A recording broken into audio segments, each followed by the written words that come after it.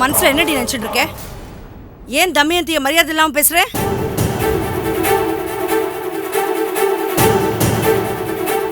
ஓஹோ, கல்யாணம் ஆகிறதுக்கு முன்னாடியே இந்த வீட்டுக்கு வந்து ஏன் மேலேயே கம்ப்ளைண்ட் பண்றாளோ? சரியான கோல் மூட்டியா இருப்ப போல இருக்கே. இது பாருங்க பிருந்தா, நான் ஒன்னும் உங்களை பத்தி எதுவும் சொல்லல. ஆமாண்டி, சிவா என்கிட்ட ஃபோன் பண்ணி சொன்னதும் நான் தான் தமயந்தியை கூட்டிட்டு வர சொன்னேன். ஏன் வருங்கால மருமகளை இப்பவே வீட்டுல வச்சுக்கலான்னு பாத்தியோ? ஆமாண்டி, அவ விரும்பினா கல்யாணத்துக்கு முன்னாடியே இந்த வீட்டுல இருக்கலாம்.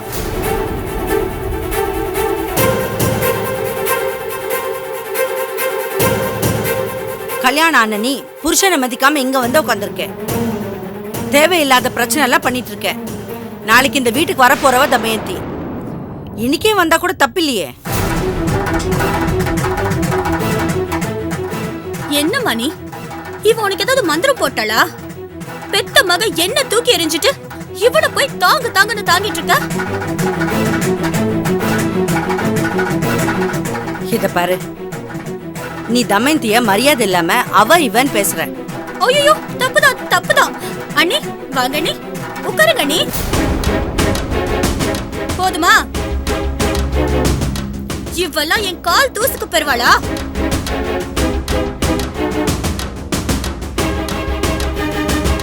இருந்தா ரொம்ப வாய் நீளுது உனக்கு. வேண்டாம், தேவையில்லாம எல்லாரையும் பகச்சுக்காத. என்ன என்ன எல்லாரும் சேர்ந்து என்ன மிரட்டிட்டு இருக்கீங்களா? நான் இந்த வீட்ல பிறந்த பொண்ணு. எனக்கு இல்லாத உரிமை இவளுக்கு எங்க இருந்து வந்துச்சு? எங்க அப்பா வரட்டும், உங்க எல்லாரையுமே நான் பேசிக்கிறேன். இத பாரு, நீ இந்த வீட்டுல பிறந்த பொண்ணா இருந்தாலும் கல்யாணம் ஆயிட்டு இன்னொரு வீட்டுக்கு போனவ. அப்போ இந்த வீட்ல எனக்கு உரிமை இல்லையா? இருக்கு. அந்த உரிமைன்றது உன் பிறந்த வீட்டு அளவுல இருக்கணும். அதை விட்டுட்டு எல்லாமே நான் தான்ற அளவுல இருக்க கூடாது. நாளைக்கு இந்த வீட்டுக்கு மருமகளா வரப்போற தமயந்திக்கு உன்னை விட அதிகாரம் ஜாஸ்தி ஆயிடும். நம்ம நாட்டோட குடும்ப முறையே இதாண்டி.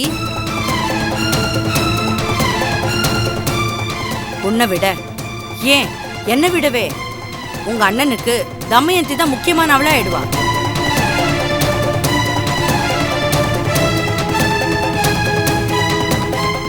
இத நம்ம ஏத்துக்கிட்டு தான் ஆகணும். அப்போ இந்த வீட்ல நான் இருந்தா ஒரு மூலையில இருக்கணும், அப்படித்தானமா? எல்லாரையும் அதிகாரம் பண்ணாம இருந்தாலே போறோம். அப்போ உனக்குள்ள மரியாதை கிடைக்கும். ஏமா, தெரியாம தான் கேக்குறேன். நீதான் என்ன பெத்தியா? நான் உன் மக தானே.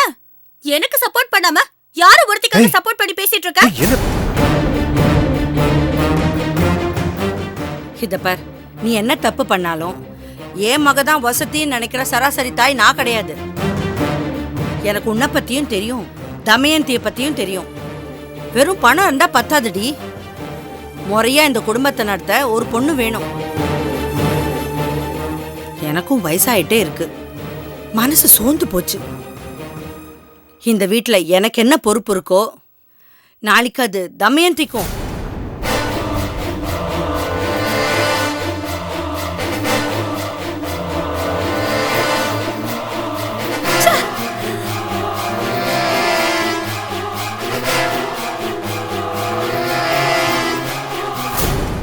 அத்தை விடுங்க, நான் கிளம்புறேன். நீ எதுவும் மனசுல வச்சுக்காதம்மா. இல்ல அத்தை, என்னால சூழ்நிலையை புரிஞ்சுக்க முடியுது. இத பத்தி வீட்ல எதுவும் பேசிக்க வேண்டாம். தெரிஞ்சா பாவம், அவங்க சங்கடப்படுவாங்க. இல்ல, நான் சொல்ல மாட்டேன்.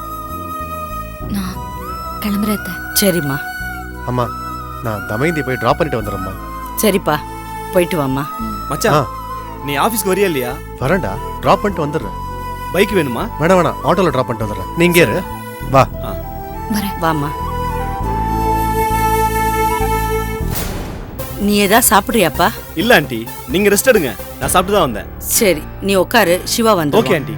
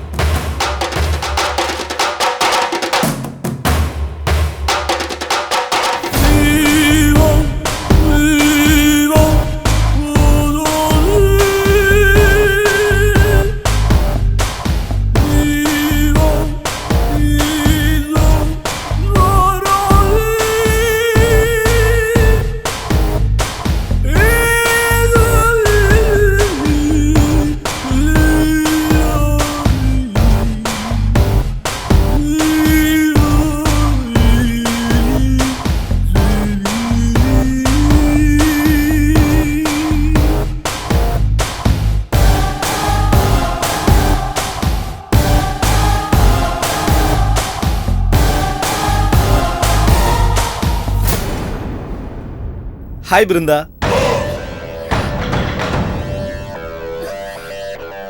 ஏய் அறிவில்லை உனக்கு? இங்க எதுக்கு நீ வந்த? ஏய் என்ன பிருந்தா, நான் உன் அண்ணனோட ஃப்ரெண்டு, மரியாதை இல்லாம பேசுற.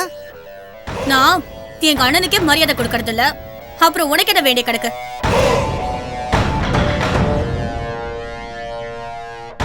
இங்க பாரு பிருந்தா, நீ ஆரம்பத்துல இருந்தே என்ன தப்பா புரிஞ்சிட்டு இருக்க. ஆனா உன்னோட நிலைமை எனக்கு நல்லா புரியுது. இந்த வீட்ல எல்லாரும் உன்னை மட்டமா நடத்துறாங்க, அதுவும் தெரிஞ்சவங்க முன்னாடி. இந்த தமயந்தி முன்னாடியே உங்க அம்மா உன்னை கேவலமா நடத்துறாங்க. இதெல்லாம் பார்க்கும்போது எனக்கு ரொம்ப கஷ்டமா இருக்கு பிருந்தா. அன்னைக்கு உனக்காக அவ்வளோ கலாட்டா பண்ண அந்த கதிரை நான் அடிச்சேன். அந்த கௌதம் இருக்கானே, அவங்களோட ரொம்ப மோசமானவன் தான். அதை நீ ஃபர்ஸ்ட் புரிஞ்சுக்கணும் பிருந்தா. இப்போ நீ என்ன பண்ண சொல்ற? இந்த பாரு பிருந்தா, உனக்கு என்ன தேவைன்னு எனக்கு நல்லா புரியுது. அது என்னால கொடுக்க முடியும். ஏன்னா நீ புருஷ வேற இல்லாம இருக்க. உன் ஃபீலிங் எனக்கு புரியுது பிருந்தா. அதனால இது வரைக்கும் நீ யாரை பார்த்து பழகுனது கிடையாது. ஆனா நான் உன் அண்ணனோட க்ளோஸ் ஃப்ரெண்டு, உன் ஃபேமிலியோட வெல்விஷர். நான் எப்ப இந்த வீட்டுக்கு வந்தாலும் என்னை யாரும் சந்தேகப்பட மாட்டாங்க. ஆனா கௌதம் அப்படி இல்லையே. இவ்வளவு ஃப்ரீயா வர முடியாது. என் பக்கத்துல வா, இப்படி திரும்பி நில்லு. பாத்தியா, என் உயரம் கூட நீ இல்ல. முதல்ல என் உயரத்துக்கு நீ வளரணும் தம்பி. போடா வெளிய, செருப்பு பிஞ்சிரும். போடா வெளிய, போடா போடா நாய, போ. சீ.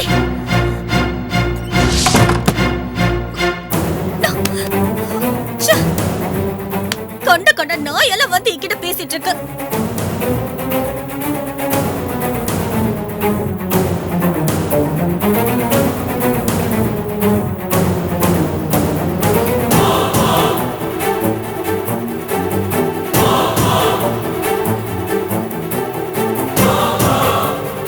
என்னையாடி அவமானப்படுத்துற? வைக்கிறண்டி உனக்கு வேட்டு. நான் வைக்கிற குண்டுல நீ, கௌதம், கதிர் 3 பேரும் பிச்சுக்கிட்டு போக போறீங்க.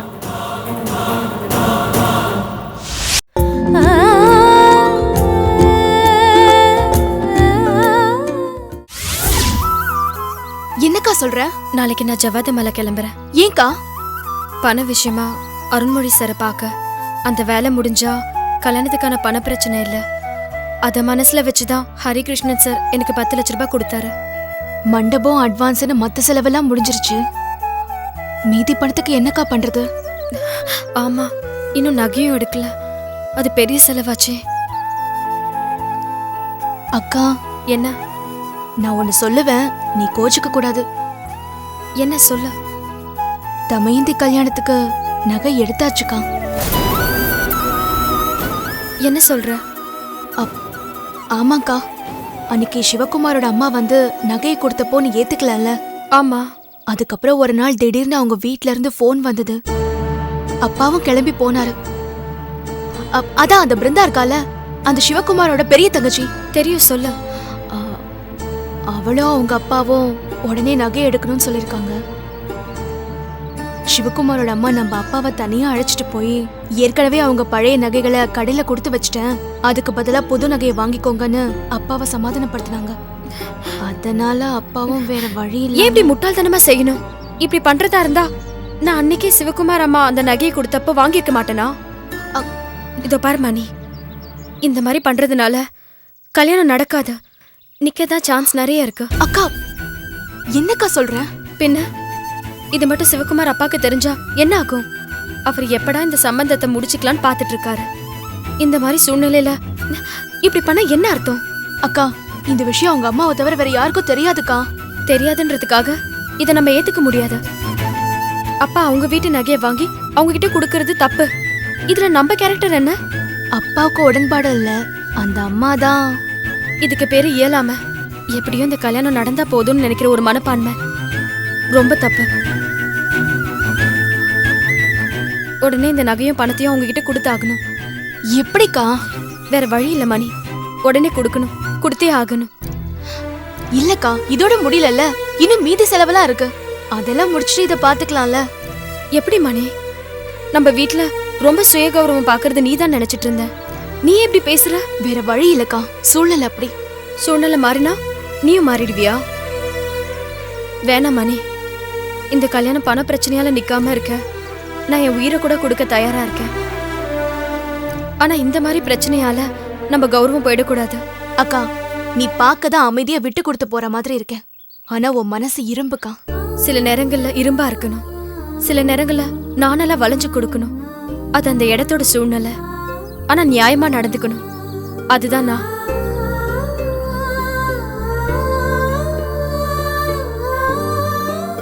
சரி, நான் போய் அந்த முனியனை பார்த்து எப்படியாவது கூட்டிக்கிட்டு ஜவாது மலைக்கு கிளம்புறேன். எதை நம்பிக்கை அவ்வளவு தூரம் போற? அருண்மொழின்ற மனுஷனை நம்பி.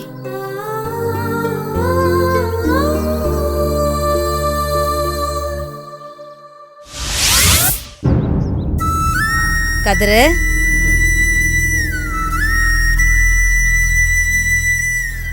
கதிரு, டேய் சாப்பிட வாடா. அதெல்லாம் ஒன்றும் வேணாமா.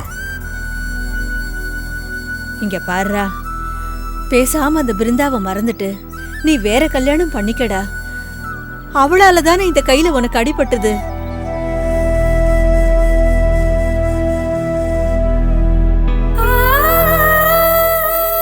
என்னடா அப்படி பாக்குற? பிருந்தா கூட தான் வாழணும்னு சொல்ற அம்மா இப்படி சொல்றாளேன்னு பாக்குறியா? ஆமாண்டா, நான் தான் சொல்றேன். நான் இன்னும் எவ்வளவு நாளைக்கு உயிரோடு இருப்பேன்னு எனக்கு தெரியல. மா, ஏம்மா இப்படி சொல்றீங்க? இல்லடா, உனக்கு அம்மா 100 வயசு வாழணுங்கிற ஆசை இருக்கத்தான் செய்யும். ஆனா யதார்த்தம் அப்படி இல்லையேடா. இதோ பாருடா, நீ ரொம்ப நல்லவன். ஆனா உன் பொண்டாட்டி சரியில்லப்பா. என்னம்மா இப்படி சொல்ற? நீதானே சொன்ன அவ விவரம் தெரியாம நடந்துக்கிறான், ஆனா நல்லவன்னு. சொன்னேன்டா, ஆனா அவளை சில இடங்கள்ல நானே பார்த்திருக்கேன். அம்மா, நீ அவ கௌதம் கூட பேசுறத பார்த்திருப்ப. அவ யதார்த்தமா தாமா பழகிறா. ஏதோ கோபத்துல தான் அவனை கல்யாணம் பண்ணிக்கிறேன்னு சொல்றான். நான் வயசுல மூத்தவடா, அனுபவசாலி. என் மருமக சரியில்லைன்னு என் வாயால என்னால சொல்ல முடியலடா. வேண்டாண்டா, அத பத்தி இனிமே பேசாத. நீ போய் எல்லா பத்திரத்திலையும் கையெழுத்து போட்டு உறவை முறிச்சிட்டு வந்துடுறா. எனக்கு என் மகன் நல்லா குழந்தை குட்டியோட வாழறத என் கண்ணால பாக்கணும்னு ஆசையா இருக்குடா. நான் சொல்றத கேளுடா கண்ணு. ஒரு பொம்பளை சேலைக்கு ஆசைப்படலாம், நகைக்கு ஆசைப்படலாம். அது கூட ஒரு கட்டத்துல அடங்கி போயிடும்டா. ஆனா தான் கட்டின புருஷனை விட இன்னொருத்தன் தான் தனக்கு பிடிச்சிருக்குன்னு சொல்றானா, அதுக்கப்புறம் அவ திரும்பியே வரமாட்டாடா. திரும்பி வரமாட்டா.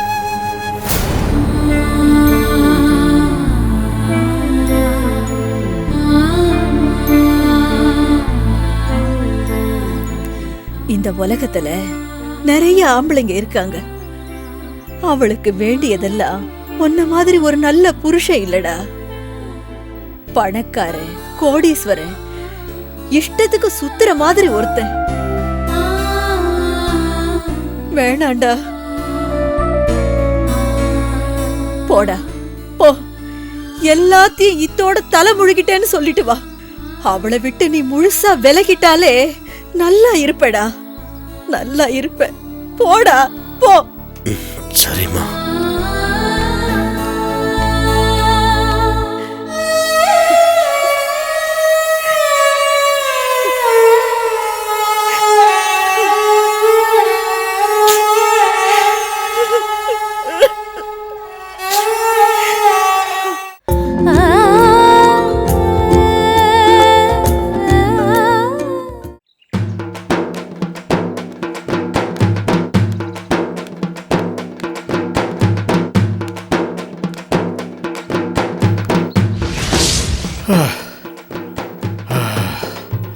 முடியலையே. தெரியாதனமா இவ்வளோ தூரம் தேன் முட்டாய்க்கு ஆசைப்பட்டு வந்துட்டேன். 4 அடி சேர்ந்தாப்புல நடக்க முடியல, மூச்சு வாங்குது. முதல்ல இந்த வாயை கட்டணும். தேன் மிட்டாய் வாங்கி திங்கிறதுக்கு வந்து இப்படி மாட்டிக்கிட்டேனே. ஒருத்தர் என் காணமே. அப்பா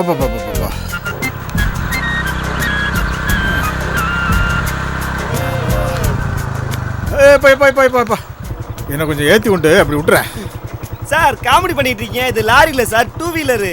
உங்களை ஏத்துறேன்னு வச்சுக்கங்க, 10 பைசாவுக்கு தராது. போங்க சார். நேரம்டா பாடுபா. இப்ப நாசமா போறேன். என்ன பேச்சு பேசி போறேன் பாரு.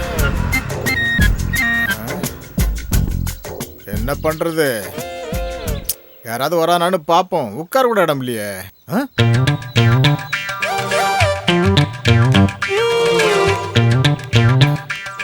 ஒரு பயம் சரியில்லை.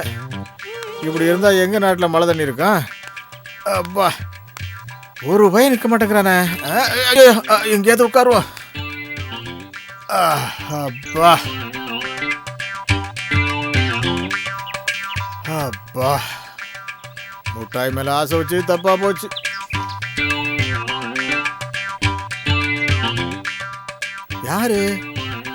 யார் ஒரு பையன் வரான்?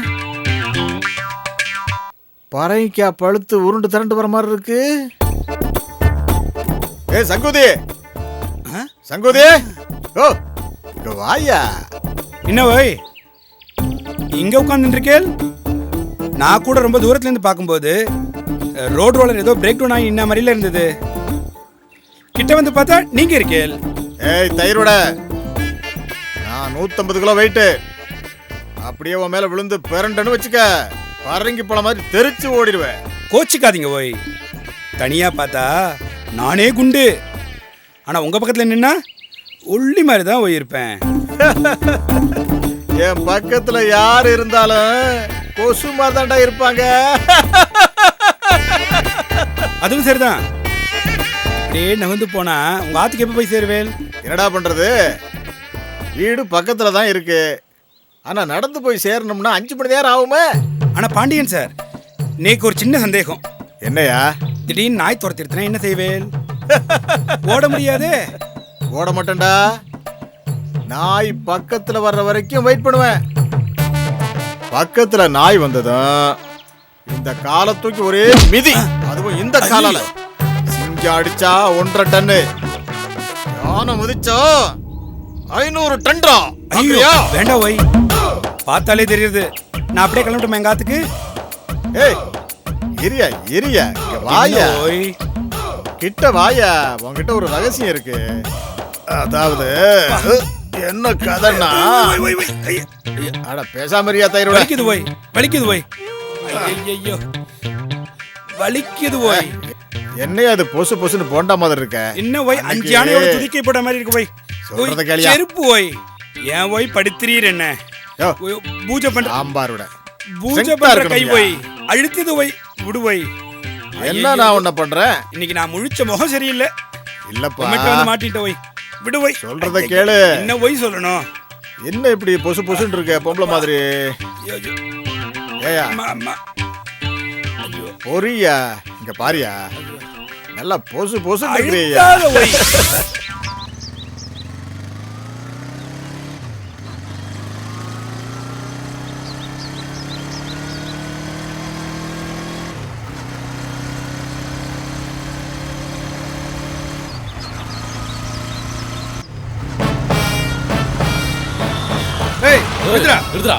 என்ன பாஸ் கொஞ்சம் லிஃப்ட் கொடுக்கறது?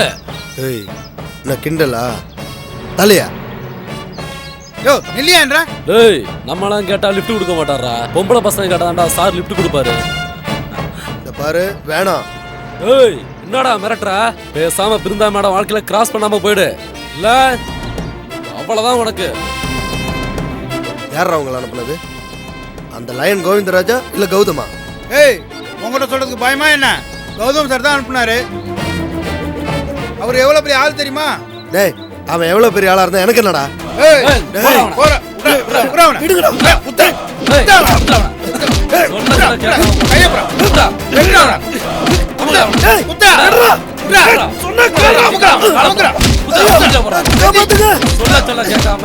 காப்பாத்துங்க.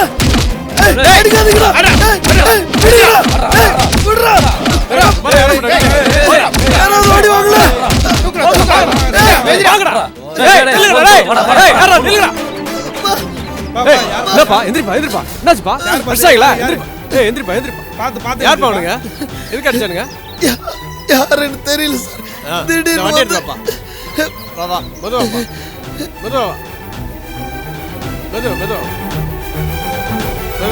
மெதுவா பார்த்து மெதுவா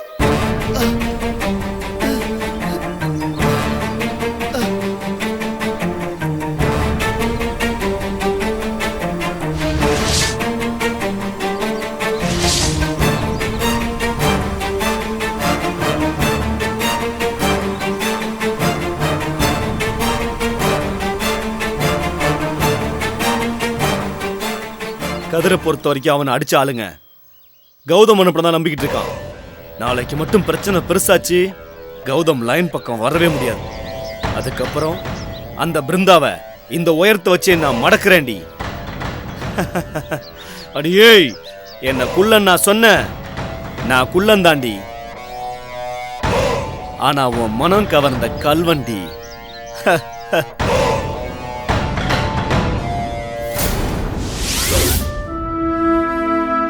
ஓகே டாக்டர், நாளானிக்கா? Thank you doctor, thank you. Case history அவங்க ஹஸ்பண்ட் சொல்லிடுவாங்க. வரும்போது ரெக்கார்ட்ஸ் எல்லாம் எடுத்துட்டு சொல்றேன். தேங்க்யூ டாக்டர், தேங்க்யூ. என்னாச்சு? உங்களுக்கு டாக்டரோட அப்பாயின்மெண்ட் கிடைச்சிச்சு. உண்மையாவே நீங்க லக்கி தான். ஏன்னா நெக்ஸ்ட் வீக் அவர் யூகே போறாரு.